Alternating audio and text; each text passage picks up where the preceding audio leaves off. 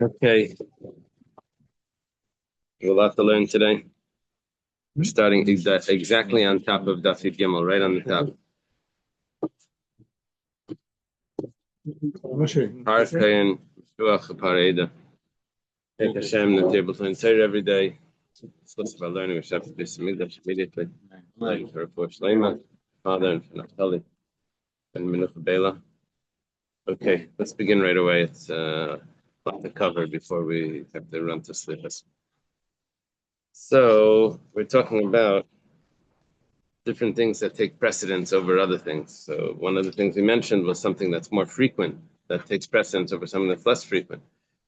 And something that's holier takes precedence over something that's less holy. Now we start Parkain Mashiach Parade. If we have a right in front of us, we have two sacrifices to bring. One is the bull of the Kohen Gadol, and one is the bull of the congregation. Both of them committed sins that were unwittingly, So which one comes first? So we said the Kohen Gadol's sacrifice. How do we know this? That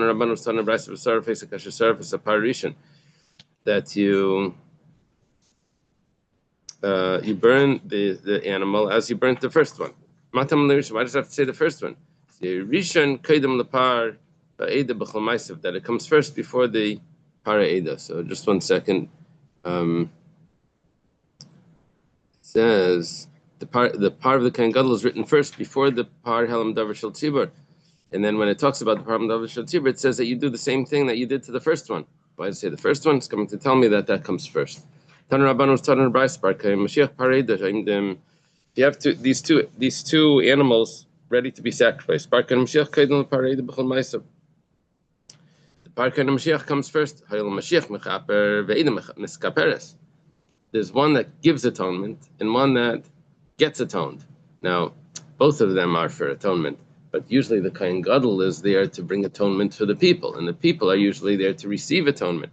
So it says, Dinu sheyaktima mechaper lemeskaper. We should take care of the mechaper, the one that gives the atonement, to the one that gets the atonement. This is like put on your own mask before you put on the, right? As it says, he atones for himself, and then he atones for the people. If there's a sin that's being brought, an offering that's being brought for the community sin, versus the offering that's being brought for Avodah Zarah, so which comes first? We say the community one.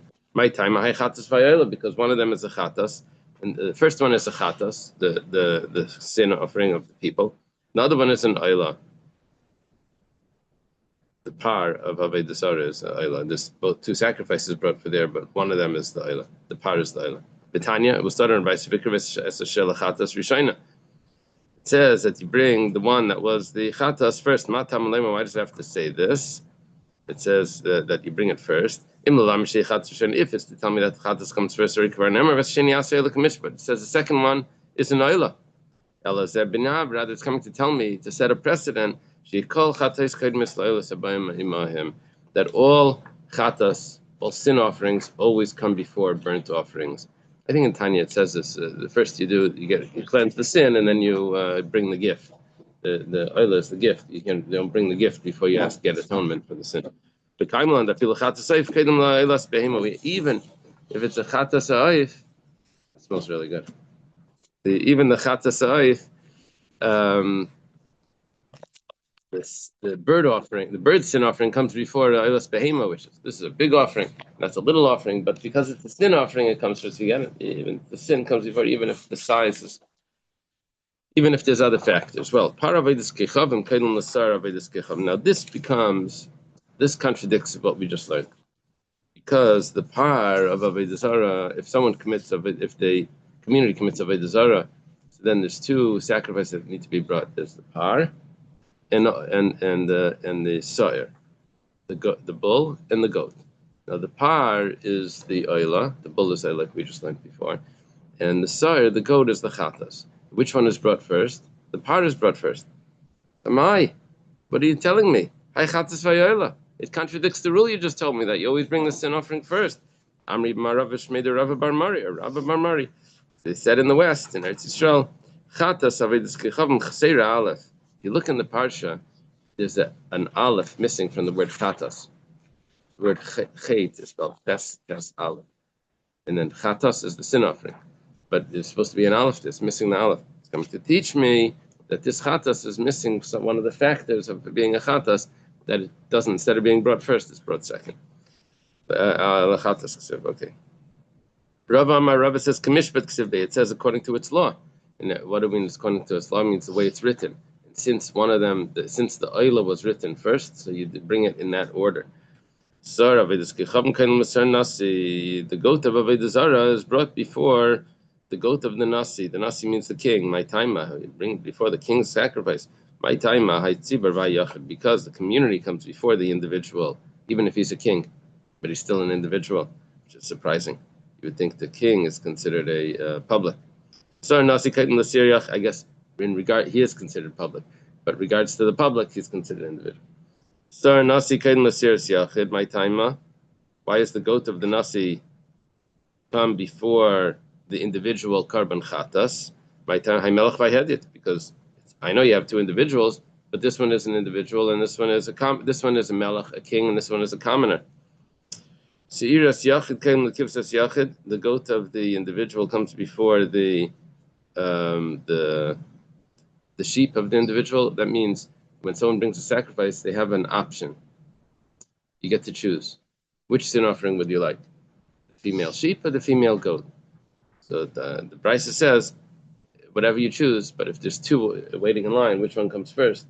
The goat is going to come first. They're going to offer that sacrifice. But Tani Kivsis Yachid comes here, but we have a Brisa that says exactly the opposite, that the female sheep comes first in the waiting in line. This is they fight. That sounds like they're going to have. Rabbi says Tanaihi. It's a machlekes Tanai. Marsa Vasira, if one says the female goat is better, it says takes precedence. Because that's the same type of sacrifice that's brought if an individual does idol worship, shows that it has superiority.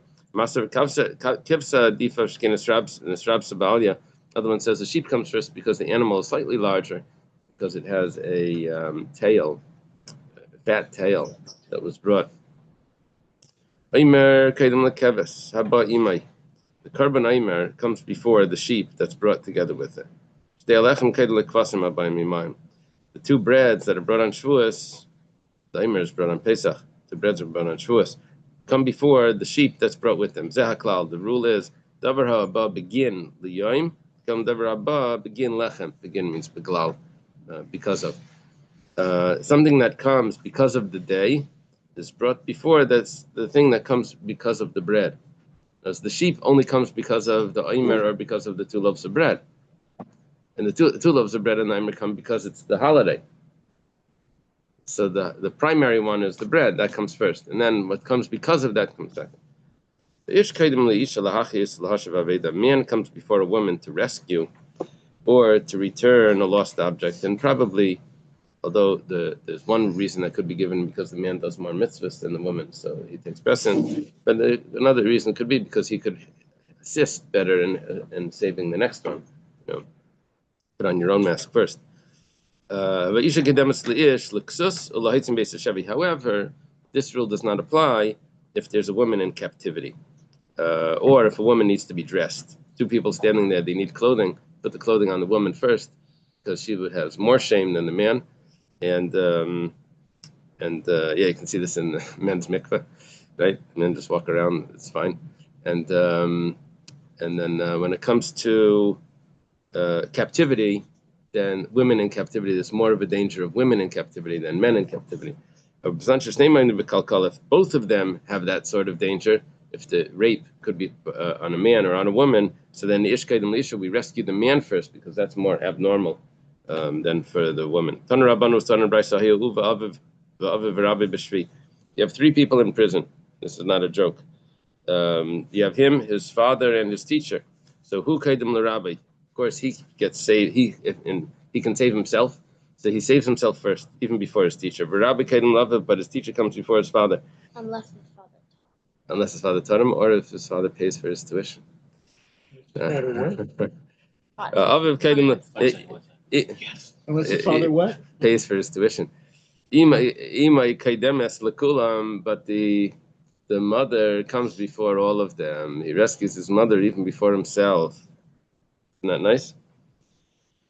Well, in that situation, Chacham kaidem lemelech Yisrael, a wise person is saved. A sage is saved before even a Jewish king. Chacham shemeis ein lanu keitzubay. A sage dies, you lose. We lost like a treasure. Melech Yisrael shemeis. When king dies, well, Kol Yisrael Meru Malchus.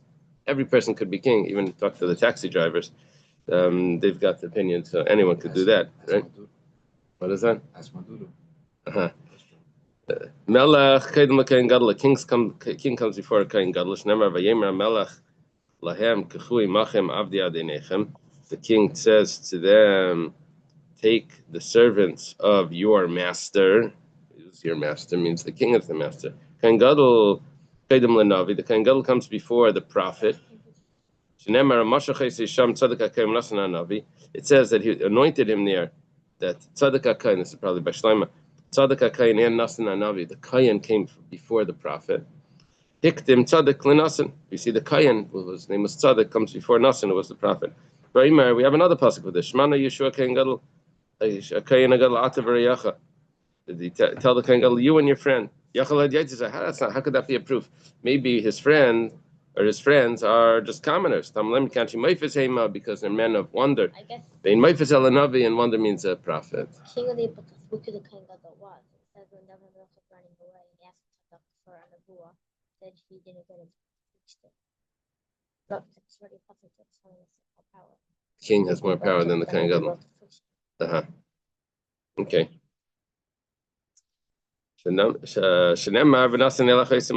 it says, he'll give you a sign. It means that that's a prophet. Mashuach b'shemen amishcha kedon limrum begadim. Yeah, if you have to share, you'll be able to hear also. Shalom has a comment, another proof besides what the Gemara said that the king comes before the Kohen Gadol. Mashuach b'shemen amishcha kedon limrum begadim. If a anointed Kohen Gadol comes before the Kohen Gadol that only has the extra clothing, the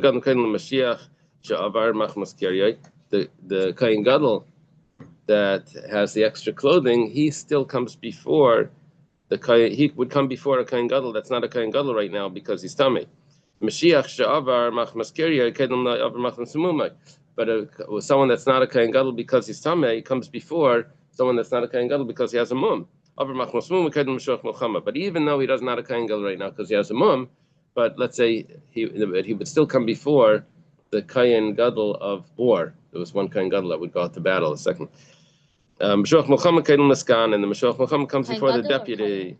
He was called Mashuach Muhammad. He was anointed for battle. He comes before the one the Skan, which is the deputy. Skan Kedem Mamrachel. The Skan comes before the administrator of the temple. There were like 7 administrators of the temple. My Amrachel. What does it mean Amrachel?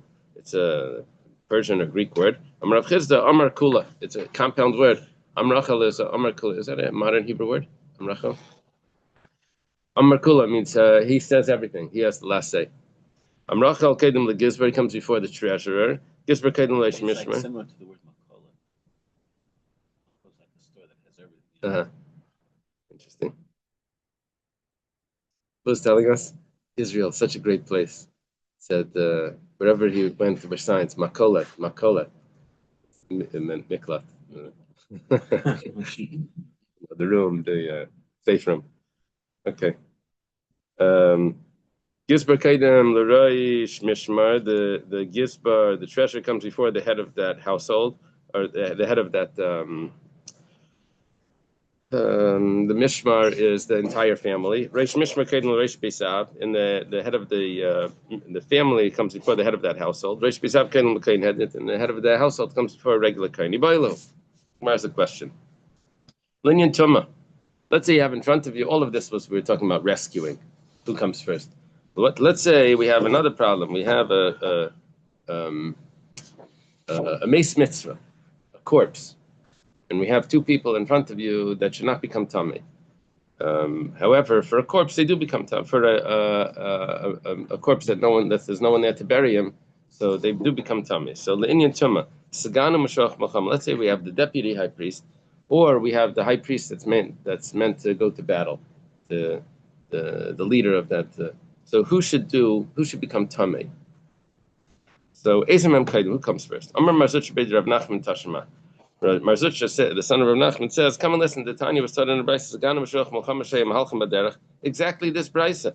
You have a deputy and a Mashuach Muhammad that are walking on the road. A Pagav Meis Mitzvah, and they bumped into a corpse that's there that needs to be buried. Mutav Shiitam Mashuach Muhammad Val Yitam Misgan. Let the Mashuach Muhammad become Tamei. The Kain Gadol that's going out to battle, he should. He gives the speech at he should become tamei, but the deputy, the Sgan Kain Gadol, should not become tamei. We need him there. He's the vice Kain Gadol. In case the Kain Gadol becomes tamei, we need to install him, so he has to stay pure. But Tanya, we have a brisa that says Mashuach Muhammad Kain L'Sgan. We said before that the Mashuach Muhammad comes before the Sgan. Now you're telling me the Sgan comes before the Mashuach Muhammad? It says, well, 1 second. Depends. Right? Depends what we're talking about. That was talking about to rescue him. The Mashuach Malchama comes before the Sgan. He's more important than the Sgan. But when we're talking about becoming Tamei, it's more important that the Sgan doesn't become Tamei than the Mashuach Malchama. And to save his life, we'll save the life of the Mashuach Malchama first. But to become Tamei, we'll let the Mashuach Malchama become Tamei. Kayin Kaidim LaLevi, the Kayin comes before the Levi. Levi Yisrael, the Levi comes before the Yisrael. Yeah, some say that this is only in the time of the Beis Hamikdash that the Levi comes before Yisrael, and there's other discussions about this. Yisrael LaMamzer, the Yisrael comes before a Mamzer. Mamzer LaNasin, Nasin are people from that tribe that converts that they. Levi only. Yeah. Now the Levi and the Yisrael are the same. Not the Kayin. The Kayin does always takes precedence, but when it comes to Elias, it's different because he comes after there was an opening. No. It just talks about for other mitzvahs they give the Levi covered before Yisrael all the time. But some would say you don't have to. I mean, why not? But nevertheless. Mamzer l'nasin, Mamzer comes before a nasin. Nasin comes before a ger, comes before a convert, and beger levin meshucher. But a convert comes before a slave that was freed. That's also a convert. But a regular ger comes before a slave that's freed. Emasai. When do we say that this is so? Bisman shekulam shavin, when they're all of equal status. Avalim hayam mamzer talmid chacham v'kain gadol ma'amaretz. But let's say you have a mamzer that's a talmid chacham, that he's a sage, and you have a kain gadol that's ignorant. So Mamzer Talmid Chacham Kedem the Kain Gadol Amaretz. The Mamzer Talmid Chacham comes before the Kain Gadol, that's the ignorant. Kain Kedem the Levi, the Gemara says, the Kain comes before the Levi. Shneimar Bnei Amram Aaron U'Moshe Vayavdal Aaron Lahakriv L'Akdishay Kodesh Kadashim. That Aaron was separated to be holy, which means that he comes before the Levi, which is Moshe. Levi Kedem Yisrael. Levi comes before Yisrael. Shneimar Besi Yivdal Hashem Eshevet HaLevi Mitaych Gomer. Says at that time Hashem separated the tribe of Levi. Yisrael Kedel and Mamzer Shem Yechus V'Einam Yechus. This becomes logical. This is logical. Yisrael has lineage, and this one doesn't have lineage. The Mamzer. Mamzer Kedel LeNasin. Mamzer comes before the Nasin. Zeba Mitip Kshera. This one came from his father was Jewish, and Zeba Mitip Psula. This one his father. Well, ultimately they come from converts. Mitip Psula. Nasin Kedel Leger. The Nasin comes before the convert. The Nasin was raised in the Jewish community. The convert was raised in a different community, so it's not as holy.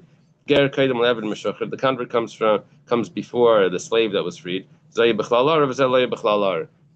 slave went under the curse of Noach's son. The curse of Canaan, that was a slave. The convert was never cursed. Even where he's coming from wasn't cursed. He's just a non-Jew. We only say this, all this is who takes precedence. That's only if they're all of equal status. But if there's a Talmid Chacham amongst them, then he takes precedence. How do we know this? Go to Pasuk and Mishlei. It says, it's more precious than pearls. What's it referring to? The Torah is more precious than pearls. It's more precious even than the Kain Gadol. Huh? more precious than the Kohen Gadol that goes inside. In Lefnai v'Lefnim, Pninim, pearls means, it's being translated as Lefnai v'Lefnim, enters into the holies.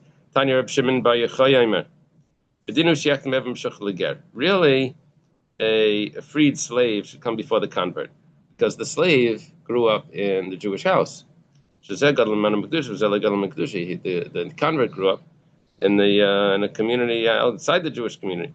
The only thing is that the slave was under the curse of Noach, but the convert was never cursed. The students asked Rabbi Elazar, why does everyone want to marry a shiksa, but no one wants to marry a freed slave? I'm surprised the Gemara has this question. It's like, does the Gemara really say this? But yeah, it really says this. It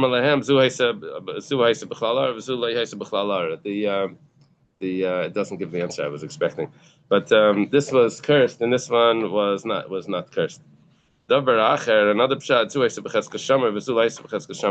The convert, the Jewish woman that converted, she would protect herself because she was trying to convert, so she regarded herself to be more proper. But the slave lived like the way the slaves lived, and they didn't protect herself. The students asked Rabbi Elazar, why do dogs recognize their master, their owner, but the cats don't? So he responded, when you eat food that a mouse ate from, so it causes forgetfulness. You shouldn't eat food that was nibbled on by a mouse. Also causes hunter's disease or something. So it causes forget. If you eat a mouse, for sure it's going to cause to forget. So the cat doesn't even know who his master is. He forgot because he ate too many mice. The students asked Rabbi Elazar, how come the everyone persecutes the mice, the predator, the mice? Does the mice have a big Yetzer Hara? What is the Yetzer Hara? What do you mean mice are so bad? It says they'll even nibble at clothing, and which means they don't even get anything from it. They're just destructive. Even the handle of a hoe, of like a shovel, they'll nibble at. There's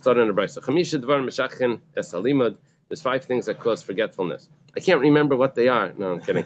Someone that eats from what the mouse eats, like we just learned, if a mouse eats from it. From what a cat eats from. If someone eats the heart of an animal, someone that eats olives causes forgetfulness. And olive oil. Oh, we'll see that in a minute. Someone that drinks the leftover water from washing. Yeah, I guess like the mayim achreinim maybe. You're not supposed to drink what's left in the cup, or you have leftover water in the negelwasser. How did Rabbi Akiva, when he was given the water, he washed his hands with half, and the rest he used for drinking, right? Maybe he drank first. Maybe he drank first, then he washed his hands. That would make sense. You can't drink first without washing your hands. So. No? But he maybe poured it into another cup. Huh? 1 second, I can't hear you. Why is he washing? To eat bread. Oh, of course he did. Okay. Oh, maybe you're saying it's washed for negelwasser. Okay. Reichetz raglav zol gabizu, and someone that washes his feet one on top of another. My kids had this joke that it was this: if the doctor and the patient says, "If you heal me, I'll if you heal me, I'll give you $10. If you can't heal me, then you have to give me $20." The doctor says, "If I can't heal you, I'll give you $20. If I heal you, $10." So the guy says, "Okay, I can't taste anything." He says, "I have a remedy for that." It says the 16th jar on the second shelf. So they bring it to him. He says, "This is terrible. It tastes like horse manure." So we healed you. Okay, that'll be $10. And he comes back. He says, "I can't remember." He says, "I have a solution for that. The 16th jar on the third." He says, "Oh no, not that." He says, "Okay, that'll be $10." Then he says, "I'm blind. I can't see anything." So he says, "Oh, I can't heal you. Here, let me pay you." So he gives him a $1. He says, you're supposed to give me 20. It's okay. Give me the $10. Okay, yeah, that's this. Yeshaimrim. Some say if someone that sleeps with his clothing under his pillow.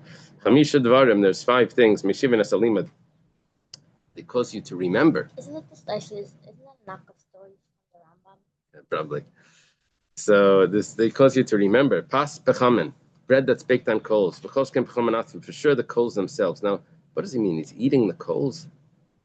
I don't know what it means. He actually eats coals? I don't know. If someone eats a beitza megalgelis, means a hard-boiled egg. It's called megalgelis in Hebrew because it rolls, and that's how they check the eggs. See if it's hard-boiled, you roll it. Megalgelis, but without salt. I always was told to put salt on an egg. Here it says if you eat it without salt, it causes you to remember things that you forgot. But ragel b'shem zayis is someone that's accustomed to have olive oil. Sorry. Ragel b'yayin b'sam, someone that's accustomed to drink wine. Why does he remember? Because he remembers the good taste or something. Someone that drinks the water that's remaining from kneading the dough. Someone that puts his finger into the salt and then he eats his finger. He eats his salt on his finger. So you remember? Very good. When I was in camp once, they told us if you don't close your sefer, then you forget what you learn. I said, no, it's a lot of times I left my safe. The counselor said, well, what did you learn that day? I said, I don't remember. See? Okay, a regal b'shem zayis, someone that's accustomed to eat olive oil, this helps his memory. Masayel Rabbi Yechon, this supports something that Rabbi Yechon said, Rabbi Yechon, Kshem shazayis mishkeach li mitchel shivim shana. Just like olives cause forgetfulness for 70 years, kach shem zayis mishav li mitchel shivim shana. Olive oil causes you to remember things that maybe you forgot 70 years ago.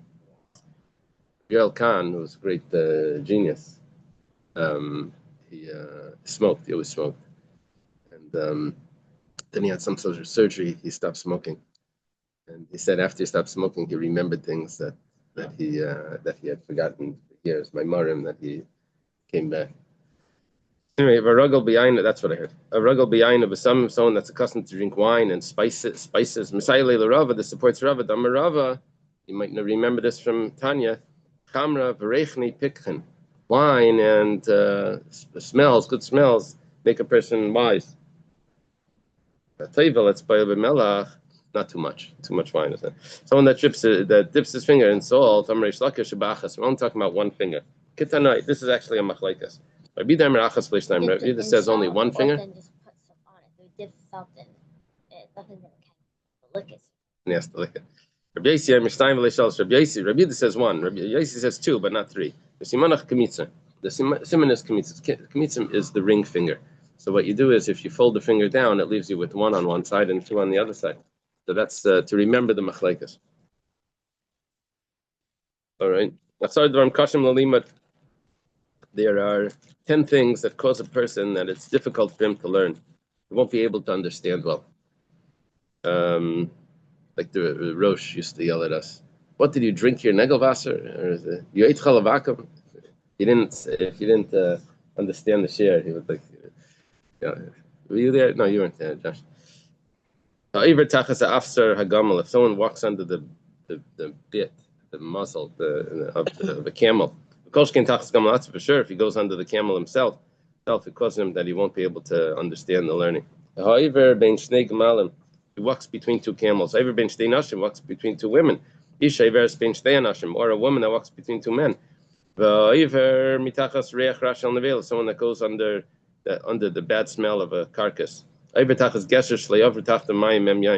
that goes under a bridge that water hasn't gone under for 40 days, like a dry, dried up. Bread that wasn't fully done. If you eat meat from the zuam listra, and this is a utensil that was used to take the fat or whatever it is off to the sides. Someone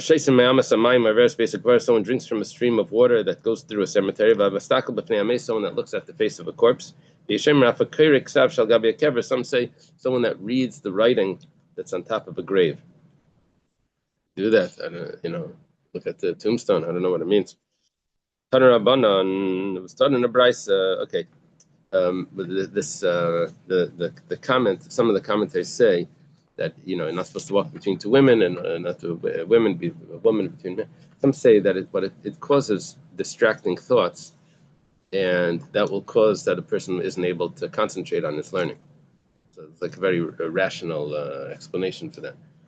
What do they say? All right, I'll take a look later. If you want to read the article, no, it's good stuff. Huh? Don't read the donuts. That's also distracting. Okay, when the Nasi, we're switching now. The Nasi over here means not the king, but the prince of the yeshiva, of the Sanhedrin. Right? Is that how they translate it? Everyone stands up. And they're only allowed to sit, and when he says sit. When the head of the court walks in,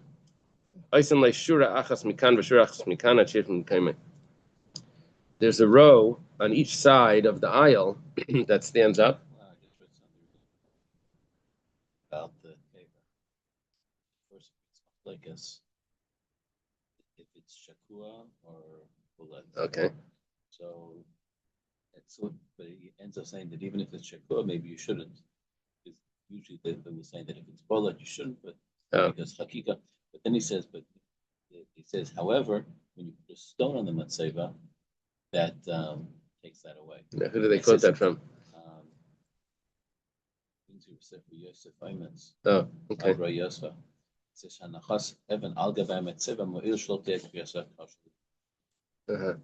Didn't realize that. Really neat. I never. Usually you talked about the stones about skila, right?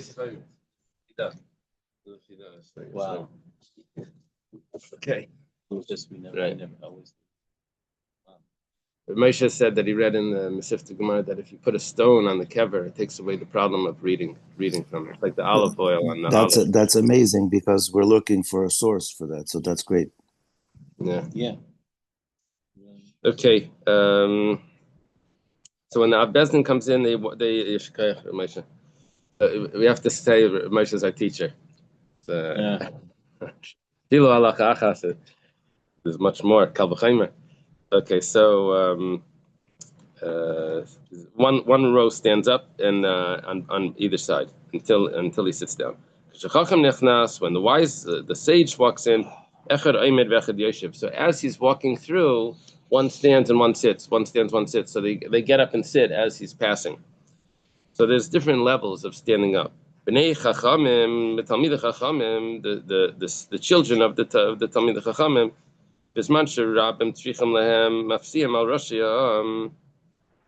they're allowed to walk in and walk through the crowd when they're all seated already. Yatsa, but if he has to go out, because of his needs, then he comes back and he sits in his place, which means that that doesn't mean that they stand up when he comes back. I don't think so. No, I would have mentioned it. Bnei, that means he's allowed to leave and come back in and not wait outside. Sons of the sages of the Talmid Chacham, that their father was appointed as a leader over the community. Children of the rabbi, how do they sit? The rabbi sits with his back facing the wall and it faces the community. When the children come in, where do they sit? Do they sit facing the rabbi or do they sit facing the community as well? So it depends. If they're able to understand what the rabbi is saying and this, so they sit facing the rabbi. But if they can't understand, they're too young or whatever, then they face the community. So they just sit there up there with the president's seat, with the in those strills. We do the same thing at a wedding.